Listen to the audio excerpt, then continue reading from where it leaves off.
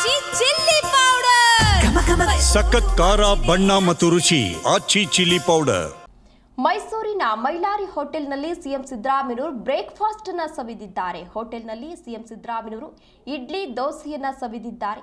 Agrahara ಬಡಾವಣೆಯಲ್ಲಿರುವಂತಹ Mylari hotel.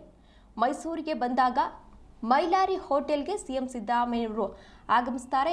ದೃಶ್ಯಾವಳಿಗಳಲ್ಲಿ ನೀವು ಕೂಡ ಇದೀಗ ಗಮನಿಸ್ತಾ ಇರಬಹುದು. ಮೈಲಾರಿ ಹೋಟೆಲ್ನಲ್ಲಿ ಸಿಎಂ ಸಿದ್ದರಾಮಯ್ಯನವರು ಬ್ರೇಕ್ಫಾಸ್ಟ್ ಅನ್ನ ಸವಿತಾ ಇದ್ದಾರೆ.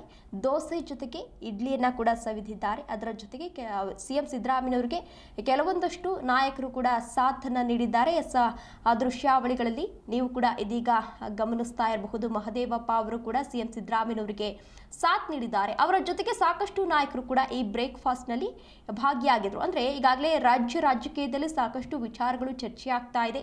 ಒಂದು ಕಡೆ ಸಿಎಂ ಬದಲಾವಣೆ ವಿಚಾರ, ಮತ್ತೊಂದು ಕಡೆ ಕೆಪಿಸಿಸಿ ಅಧ್ಯಕ್ಷರ ಬದಲಾವಣೆಯನ್ನ ಮಾಡಬೇಕು ಅಂತ ಹೇಳಿ ಸ್ವಪಕ್ಷದ ನಾಯಕರೇ ಕೆಲವೊಂದಷ್ಟು ನಾಯಕರು ಈಗಾಗಲೇ ಒತ್ತಾಯವನ್ನ ಕೂಡ ಮಾಡ್ತಾ ಇದ್ದಾರೆ. ಡಿಸಿಎಂ ಡಿಕೆ ಶಿವಕುಮಾರ್ ಅವರು 2 ಹುದ್ದೆಯನ್ನ ನಿಭಾಯಿಸ್ತಾ ಇದ್ದಾರೆ. ಹಾಗಾಗಿ ಒಂದು ಹುದ್ದೆಯನ್ನ ಬೇರೆ ಯಾರಿಗಾದ್ರೂ ಕೊಡಬೇಕು ಅಂತ ಹೇಳಿ ಒತ್ತಾಯ ಮಾಡ್ತಾ ಇದ್ದಾರೆ. ಅದರ ಜೊತೆಗೆ ಸಿಎಂ ಸಿದ್ದರಾಮಯ್ಯನವರು ಕೂಡ ಈಗಾಗಲೇ ಸಚಿವ ಸಂಪುಟ ಪುನರ್ರಚನೆಯನ್ನ ಮಾಡೋ ಕಸರತ್ತನ್ನ ಕೂಡ ನಡೆಸ್ತಾ ಇದ್ದಾರೆ. ಹೈಕಮಾಂಡ್ ನಾಯಕರ ಭೇಟಿ ಮಾಡಿ ಸಾಕಷ್ಟು ಬಾರಿ ಈ ವಿಚಾರವನ್ನ ಪ್ರಸ್ತಾಪ ಮಾಡಿದ್ರು.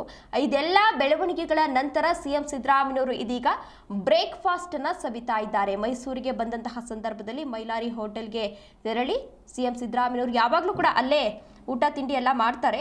ದೃಶ್ಯಾವಳಿಗಳಲ್ಲಿ ಅಟ್ಲೀಸ್ಟ್ ಒನ್ ಟೈಮ್ ಆದ್ರೂ ಅಲ್ಲಿ ಮಾಡ್ತಿರ್ತಾರೆ. ಈಗಲೂ ಕೂಡ ಅಲ್ಲಿ ಬ್ರೇಕ್ಫಾಸ್ಟ್ ಅನ್ನ ಸವಿತಾ ಇದ್ದಾರೆ.